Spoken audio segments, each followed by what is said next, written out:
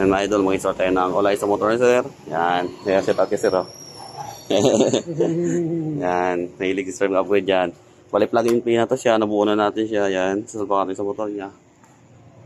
Tara. Tapos bubutas na lang tayo ng para sa switch niya. Ayan na. Buhay na natin. Tapos yung ito, puputulin na natin to para plug-in play siya. Salpak natin. Ito yung kapit natin dun sa olay natin.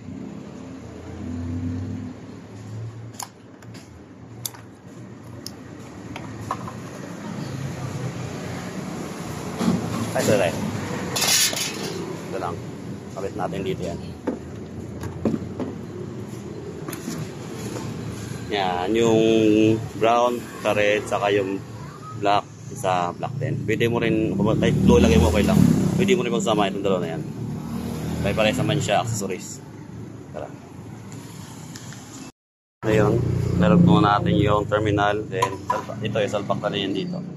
Yan. Tapos ito, bubutasin yun sa gilid para plug-in play. Try natin muna. Switch. Yan. Okay. Tara, buhay na natin. Saglit lang ito yung nuts. Yan, malinis pa gawa natin. Lahat yan nakahinang.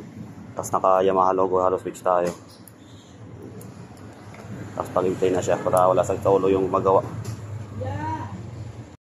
So ano kayo mga idol, yan. Bali na salpakan natin dyan yung sa terminal, then sa halo switch. Yan dyan tinang butas. Yan mga logo para bagay na bagay po. May ilaw din yun siya. Yes. Na idol, tapos na yung kulay natin. Yan. Susi. Halo switch.